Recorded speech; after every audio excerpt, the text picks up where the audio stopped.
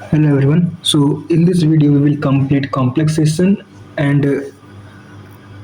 kinetics, which is important topics of the physical pharmaceutics. So हम लोग पढ़ते हैं कॉम्प्लेक्सेशन। कॉम्प्लेक्सेशन जो होता है it is association of two और मोर स्पेसीज। जब दो या दो से ज़्यादा स्पेसीज जो हैं वो एसोसिएट होते हैं उन्हें हम लोग तब एक कॉम्प्लेक्स का फॉर्मेशन होता है, जो कि कॉम्प्लेक्स होते हैं इंडिपेंडेंटली एग्जिस्ट करते हैं। जनरली जो डोनर रिसेप्टर मैकेनिज्म होता है उसके थ्रू कॉम्प्लेक्स का फॉर्मेशन होता है, और लेविस एसिड बेस रिएक्शन के थ्रू जो है वो कॉम्प्लेक्स का फॉर्मेशन होता है। लेविस बेस जो होता है और लेविस एसिड जब मिलते हैं तो कॉम्प्लेक्स का फॉर्मेशन करते हैं। नाउ कुछ फोर्सेस जो होते हैं वो इन्वॉल्व होते हैं कॉम्प्लेक्सेशन के प्रोसेस में। तो वंडरवाल फोर्सेस इन्वॉल्व होता है, hydrogen bond, coordinate covalence bond, covalent bond and charge transfer, hydrophobic interactions. तो जो मॉलिक्यूलर कॉम्प्लेक्सेस होते हैं उनके लिए हाइड्रोजन बॉन्ड जो है वो इंपॉर्टेंट होता है, और जो कोऑर्डिनेट कॉम्प्लेक्स होते हैं उनके लिए मेटल कॉम्प्लेक्सेस में कोऑर्डिनेट कॉम्प्लेक्सेस जो होते हैं वो इंपॉर्टेंट होते हैं। अब वहाँ से क्वेश्चन आता है यहाँ से क्लासिफिकेशन ऑफ द कॉम्प्लेक्सेस। तो जो कॉम्प्लेक्सेस होते हैं वो तीन टाइप्स में ब्रॉडली क्लासिफाई होते हैं: metal oil complexes, organic molecular complex and inclusion, जिन्हें हम लोग ऑक्लूजन कंपाउंड्स भी बोलते हैं। तो आप इस टेबल को बाय हार्ट याद कर लीजिए विद एग्जांपल्स। तो मेटल आयल कॉम्प्लेक्सेस में क्या आता है? Inorganic type. ये आप बचपन से ही पढ़ रहे होंगे, inorganic type of complexes 11th 12th में हम लोग पढ़ते हैं। नो, चिलेट्स क्या होते हैं? एग्जाम्पल जो ईडीटी होता है वो चिलेट का फॉर्मेशन करता है। आगे हम लोग देखते हैं चिलेट क्या होता है। ओलेफिन टाइप हो गया, और एरोमेटिक टाइप। एरोमेटिक में 3 pi, sigma and sandwich type. Organic molecular complexes जिसमें क्वीन हाइड्रोन टाइप आता है, पिक्रिक एसिड टाइप आता है, caffeine and other drug complexes. जो कैफीन है उसके साथ अदर ड्रग जो है वो कॉम्प्लेक्स बनाएंगे, पॉलीमर टाइप। नो, इंक्लूजन जिसे हम लोग ऑक्लूजन कंपाउंड भी बोलते हैं, उनमें आएगा channel lattice type, layer type, clathrates, monomolecular type and macromolecular type. आपको ये टेबल जो है याद होनी चाहिए। नाउ मेटल आयन कॉम्प्लेक्सेस क्या होते हैं? Metal ion constitute the central atom. इनमें एक सेंट्रल एटम होता है, ये यहाँ पे कोबाल्ट है, and interacts with the base, जो कि लिगेंड से क्या होता है वो इंटरेक्ट करता है, फॉर्मिंग अ कोऑर्डिनेट बॉन्ड, जिससे कोऑर्डिनेट बनता है। इनऑर्गेनिक कॉम्प्लेक्सेस जो है वो इसके इंपॉर्टेंट एग्जाम्पल होते हैं मेटल आयन कॉम्प्लेक्सेस के। तो यहाँ पे जो लिगेंड है उसका जो टेंटेशन है, मतलब वो यूरिडेंटेट है। ये जो मॉलिक्यूल जो ब्रैकेट के बाहर होते हैं उन्हें हम लोग आयनाइजेशन स्फीयर बोलते हैं, जहाँ से क्वेश्चन नहीं पूछा जाएगा। लिगेंड क्या होता है? वो डोनर कंपाउंड होते हैं। और कोऑर्डिनेशन नंबर क्या होता है? The maximum number of atom that can combined in the coordination sphere with the central atom. जो सेंट्रल एटम है उससे जो मैक्सिमम नंबर ऑफ एटम्स होते हैं वो बाइंड करते हैं, उसे हम लोग कहते हैं कोऑर्डिनेशन नंबर। यहाँ पे कोऑर्डिनेशन नंबर क्या हो जाएगा? 5 हो जाएगा, क्योंकि यहाँ पे 5 NH3 के मॉलिक्यूल जो है कोऑर्डिनेट का फॉर्मेशन कर रहे हैं कॉम्प्लेक्स का। नाउ चिलेट्स क्या होते हैं? बहुत ही ज़्यादा इंपॉर्टेंट है, यहाँ से क्वेश्चन बनते हैं। Chelates are group of metals ions complex with substrate. जो लीगेंड होता है, सब्सटेंस लीगेंड जो होता है, वो 2 या 2 से ज़्यादा डोनर ग्रुप जो है वो प्रोवाइड करता है टू सेंट्रल मेटल एटम और मेटल आयन। नॉर्मल लिगेंड क्या होता है? उसमें एक ही साइड बाइंडिंग साइट होती है, जबकि जो चिलेट होते हैं उनमें मोर देन 1 बाइंडिंग साइट होती है। चिलेट जो होते हैं कई टाइप्स के होते हैं, मोनोडेंटेट हो गया, बाइडेंटेट, ट्राइडेंटेट, पॉलीडेंटेट और हेक्साडेंटेट। यहाँ पे नाम से पता चल रहा है मोनोडेंटेट मतलब एक डोनर ग्रुप होगा, बाइडेंटेट में 2 डोनर ग्रुप होंगे, ट्राइडेंटेट में 3 डोनर ग्रुप होंगे, पॉलीडेंटेट में मोर देन 3 डोनर ग्रुप होंगे, ज़्यादा ग्रुप होंगे। अब हेक्साडेंटेट जो होता है वो बहुत ज़्यादा इंपॉर्टेंट होता है, क्योंकि इसका एग्जाम्पल आता है हेक्साडेंटेट में आपका EDTA जो होता है एग्जाम्पल होता है, इथाइलिन डाई अमीन और टेट्राएसिटिक एसिड। तो डाई अमीन मतलब 2 अमीन है ना, तो 2 जॉइन अमीन के ग्रुप देते हैं, कंट्रीब्यूट करते हैं, और 4 एसिटिक एसिड के ग्रुप जो हैं वो कंट्रीब्यूट करते हैं। नेचुरल चिलेट्स जो हैं उनके एग्जाम्पल आपको बाय हार्ट याद होना चाहिए, क्योंकि एग्जाम्पल पूछे जाते हैं। जो क्लोरोफिल होता है वो मैग्नीशियम का चिलेट होता है, ठीक है। अब इसको ऐसे याद कर सकते हैं, CM। क्लोरोफिल जो होता है वो मैग्नीशियम का चिलेट होता है। हीमोग्लोबिन जो होता है वो आयरन का होता है चिलेट, क्योंकि नाम आपको इसको पता भी होगा। साइनोकोबालामिन जो होता है वो कोबाल्ट का चिलेट होता है, जो कि नेचुरली पाए जाते हैं हमारी बॉडी में और या तो प्लांट की बॉडी में। सेक्वेस्टरिंग एजेंट क्या होता है? सब्स्टिट्यूशन एजेंट जो है वो भी कॉम्प्लेक्सिंग एजेंट ही होते हैं, लेकिन ये क्या होते हैं, सॉल्यूशन फॉर्म में ही जो है कॉम्प्लेक्स का फॉर्मेशन करते हैं। Process where the property of the metal is suppressed without removing it from the solution. Example citric acid हो गया, टार्टरेट्स हो गया और EDTA हो गया। एप्लीकेशन क्या है, जो हम लोग कॉम्प्लेक्सन पढ़ रहे हैं उसका एप्लीकेशन क्या है, ये स्टेबिलिटी को इन्हांस करता है, वाटर के जो भी हार्ड वाटर होता है उसके प्योरीफिकेशन में यूज होता है, और ड्रग के एनालिसिस में होता है कॉम्प्लेक्सेशन।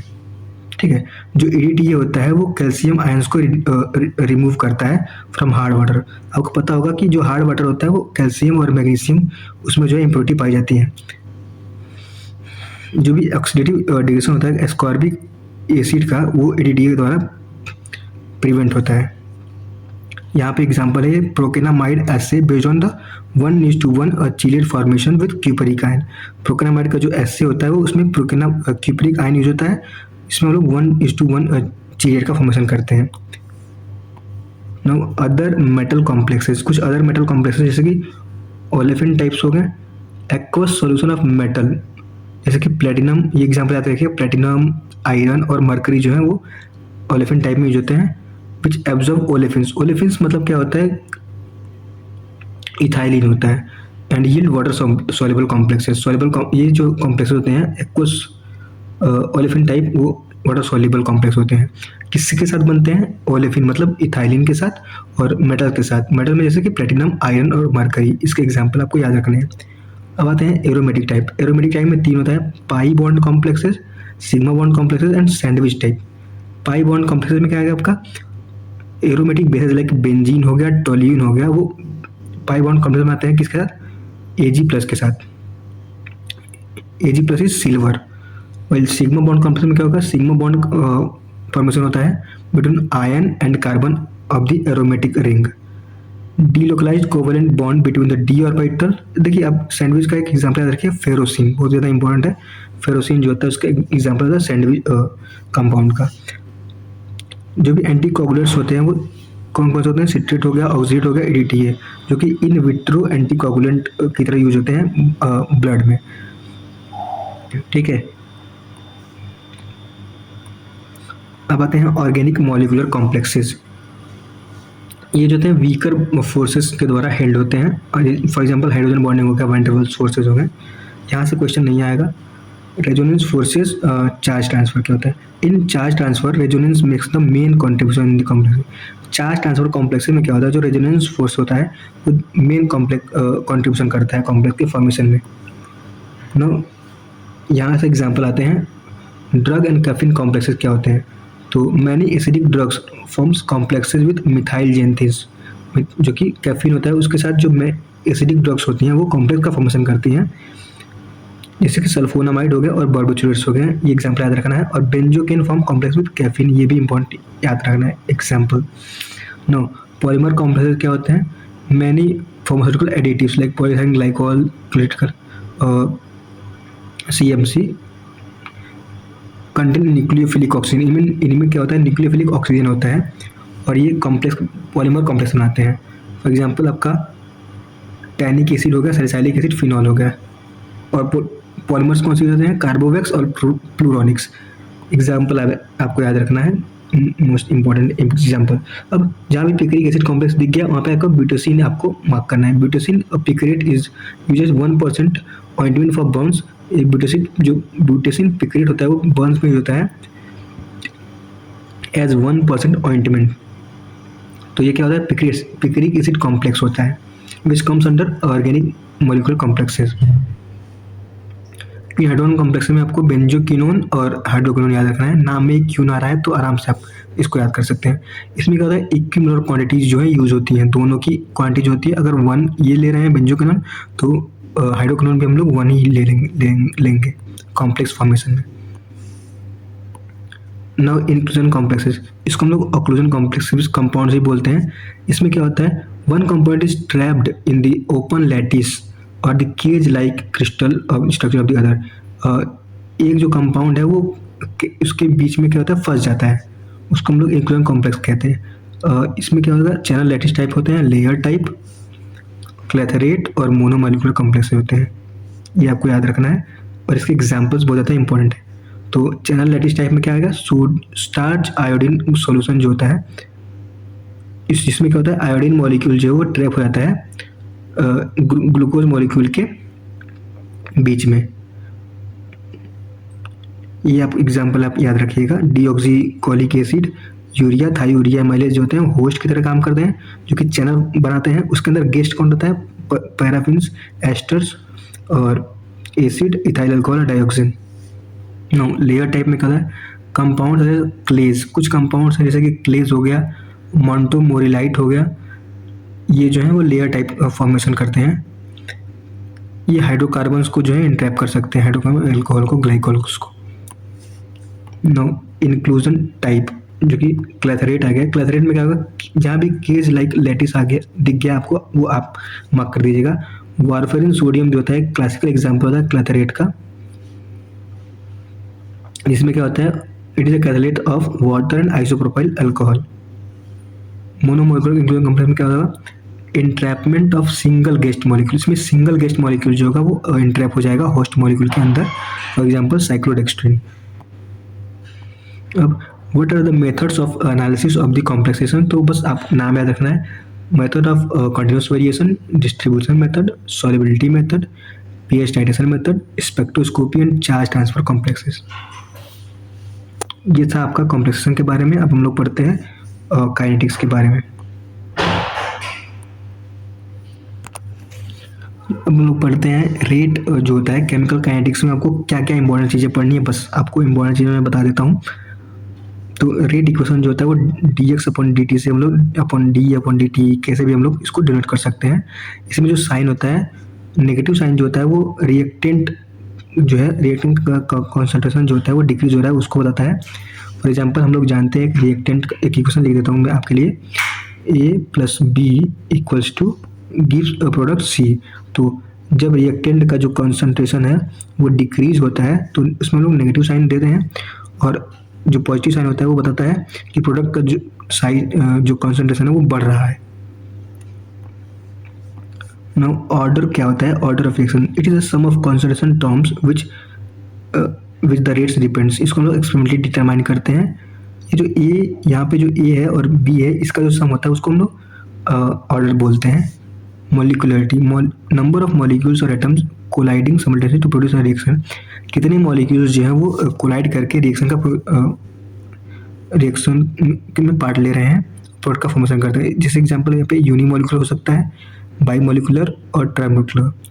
यूनिमॉलिक्यूलर में एक ही मॉलिक्यूल जो है वो रिएक्ट कर रहा है और दो प्रोडक्ट बना रहा है, जैसे कि आप देख सकते हैं फिगर में, एक मॉलिक्यूल जो है दो प्रोडक्ट बना रहा है और इसमें दो मॉलिक्यूल जो है डिफरेंट ऐड हो रहे हैं। बाईमॉलिक्यूलर में होगा, ट्राइमॉलिक्यूलर में ये तीन मॉलिक्यूल ऐड होंगे और एक फॉर्मेशन करेंगे प्रोडक्ट का।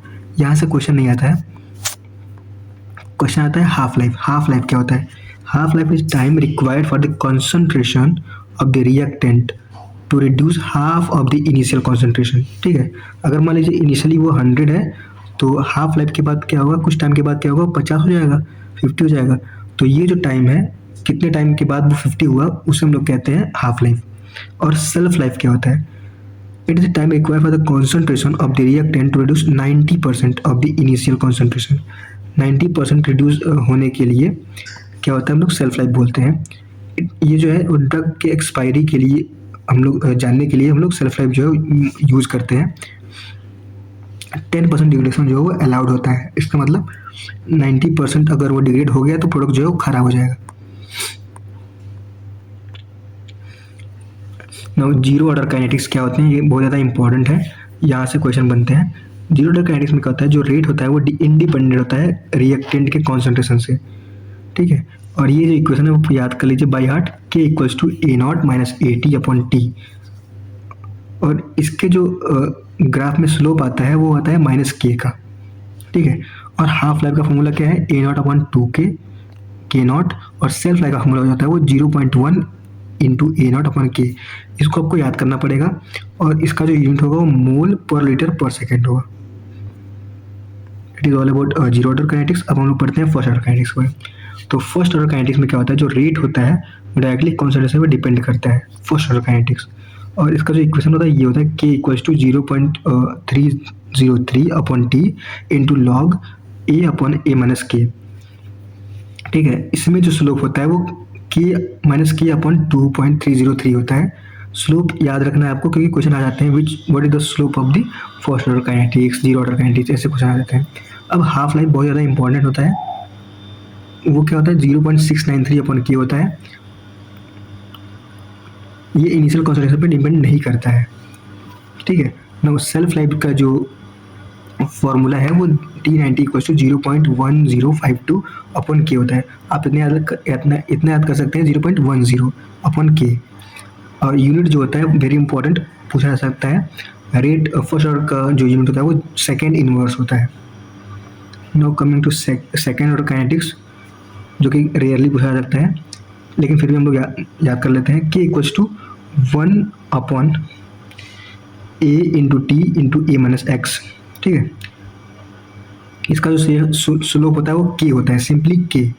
हाफ लाइफ ये होता है t half equals to 1 upon a into K2, और जो सेल्फ लाइफ होता है T90 जो होता है 0.11 अपॉन ए इंटू K2। इसका यूनिट जो होता है बहुत ज़्यादा इंपॉर्टेंट है, litre into mole inverse second inverse. अब ये आपके लिए समरी है, जो मैंने पहले पढ़ा चुका वही है। यहाँ से अपरेंट जीरो ऑर्डर क्या होता है, जो कि सस्पेंशन जो होते हैं, जो भी सस्पेंशन होते हैं वो अपरेंट जीरो ऑर्डर को फॉलो करते हैं। बहुत ज़्यादा इंपॉर्टेंट क्वेश्चन है, जो कि यूजली पूछा जाता है। इनमें क्या होता है, जो रिएक्शन होता है वो फर्स्ट ऑर्डर होता है, लेकिन जो वो क्या होता है जीरो ऑर्डर की तरह बिहेव करता है। ड्यू टू किसके कारण होता है, सॉल्युबिलिटी के कारण होता है। और फर्स्ट ऑर्डर क्या होता है, ओरिजिनली सेकेंड ऑर्डर, ओरिजिनली वो सेकेंड ऑर्डर होता है, लेकिन वो फर्स्ट ऑर्डर की तरह बिहेव करता है, क्योंकि एक जो रिएक्टेंट होता है वो ज़्यादा एक्सेस में होता है या तो कांस्टेंट होता है। इतना आप याद रख लीजिएगा। सॉल्युबिलिटी के कारण क्या होता है, लिमिटेड सॉल्युबिलिटी के कारण क्या होता है, अपरेंट जीरो ऑर्डर फॉलो होता है। For example in the case of suspension. और स्यूडो फर्स्ट ऑर्डर जो होता है वो उसमें क्या होता है, वन रिएक्टेंट जो होता है वो ज़्यादा एक्सेस में होता है, तो स्यूडो फर्स्ट ऑर्डर काइनेटिक्स जो फॉलो होता है। अब कैसे हम लोग डिटरमाइन करेंगे रिएक्शन के ऑर्डर को, तो ग्राफिकल मेथड, सब्स्टिट्यूशन मेथड और हाफ लाइफ मेथड, बाकी और कुछ नहीं याद रखना है आपको इनमें। तो कुछ कौन कौन से फैक्टर जो है केमिकल की स्टेबिलिटी को अफेक्ट करते हैं, तो इंटरनल फैक्टर्स जो हो सकते हैं ड्रग के, और कुछ एक्सटर्नल फैक्टर्स। इंटरनल फैक्टर में आएगा आपका सॉल्वेंट, पीएच, बफर, आयनिक स्ट्रेंथ, डायरेक्ट कांस्टेंट, एक्सिपेंट। इजीली आपको ये समझ आ सकता है। और जो एक्सटर्नल इन्वायरमेंटल फैक्टर्स होते हैं वो टेम्परेचर हो सकता है, फिजिको केमिकल प्रॉपर्टी में से लाइट हो सकता है, photo chemical property, oxygen, moisture, hygroscopicity, radiation and pressure. यहाँ से क्वेश्चन नहीं पूछा जाएगा मोस्ट प्रोबेबली। अब यहाँ से क्वेश्चन जो पूछा जा सकता है इम्पैक्ट ऑफ टेम्परेचर। सो ये बहुत ज़्यादा इंपॉर्टेंट लाइन है। अगर हम लोग 10 डिग्री राइज करते हैं टेम्परेचर में, तो जो रिएक्शन का रेट होता है वो 2 से 3 गुना जो है बढ़ जाता है। ये इक्वेशन जो होता है वो आर्हेनियस इक्वेशन होता है। जहाँ भी आपको दिख गया कि why Arrhenius equation is use, तो वो सेल्फ लाइफ के लिए यूज होता है, टेम्परेचर डिपेंडेंस होता है, टेम्परेचर डिपेंडेंस के लिए यूज होता है। तो आप आर्हेनियस इक्वेशन मार्क करके आ जाएंगे, ठीक है। इसमें क्या होता है, के equals to a into e to the power minus e upon r t होता है, where k is the specific reaction rate constant. ये क्या होता है, तो आर्हेनियस फैक्टर होता है। ये क्या होता है, वो तो एक्टिवेशन एनर्जी होता है। आर जो होता है इसकी वैल्यू इंपॉर्टेंट है, 1.987 कैलोरीज पर डिग्री पर mole, where T is the absolute temperature. अब आप हमको कमेंट बताएंगे जो टेम्परेचर होता है उसका SI यूनिट क्या होता है।